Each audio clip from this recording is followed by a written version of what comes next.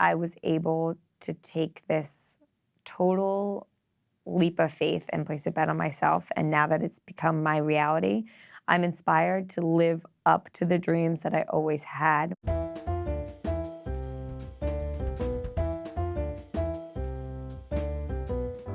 What brought me to IIN was the fact that I had a ton of digestive issues myself. I kept seeing a ton of doctors in New York, and every doctor was like, I'm not sure what's wrong, like, try this, try that. And I was so frustrated that no one had an answer for me that I started to take matters into my own hands, and I was constantly Googling and researching everything I could, and everything weirdly led me back to IIN, whether like the person or doctor I was looking into was a graduate or my issue was something they touched on the curriculum.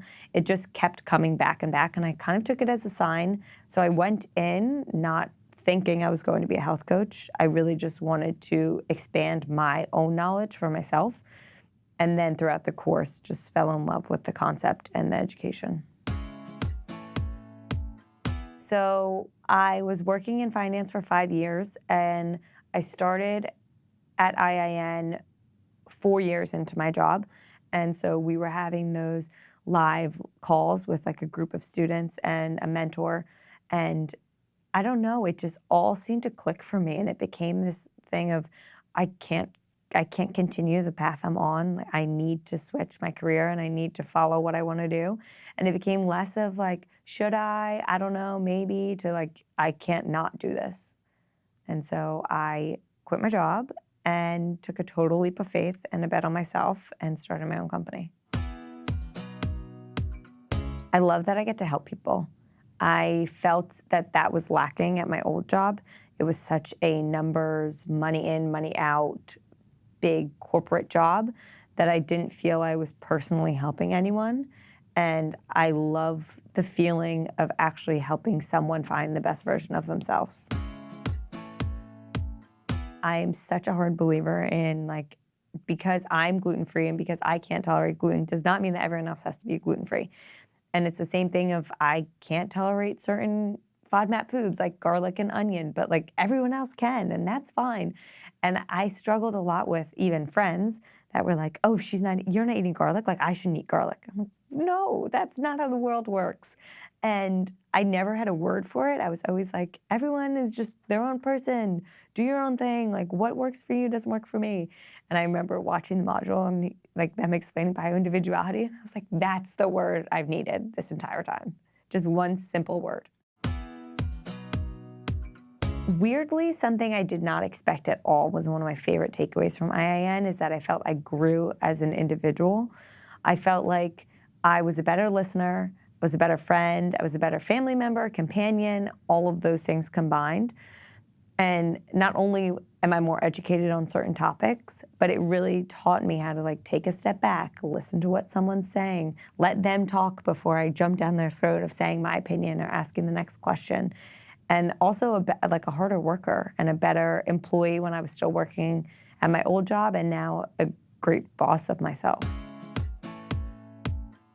My days now vary. I'm typically meal prepping and doing private chef work in the beginning of the week. So typically on Mondays and Tuesdays, I'm cooking for clients. Wednesdays, I try to leave that for either cooking classes or lunch and learns in corporate buildings or health coaching. Thursdays, I am back to prepping for some of my clients that have it twice a week. And then Friday, I try to do blog work because I tried to keep up with a new recipe or a new ebook or a new blog piece once a week. One part of IIN that really sticks out for me as like why I loved it so much was when we had to find an accountability coach. And it formed this amazing relationship that is so deeper now than just IIN.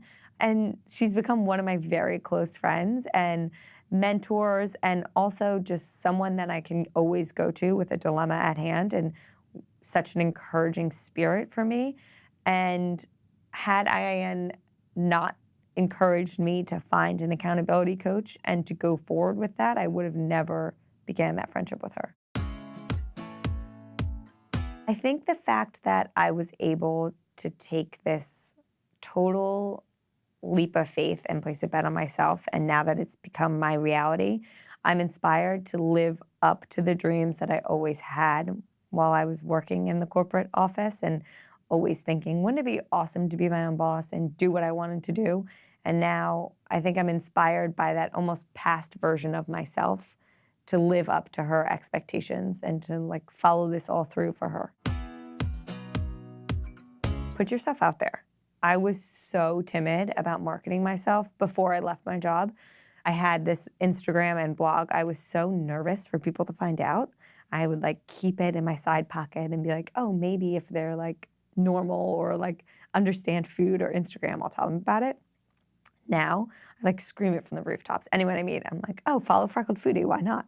So I think you have to put yourself out there, and it's hard. It's really hard to market yourself and, you know, put a number on your self-worth, but you won't get anything unless you try.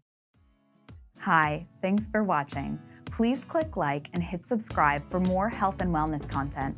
Share this video with someone who will appreciate it, and comment below to join the conversation.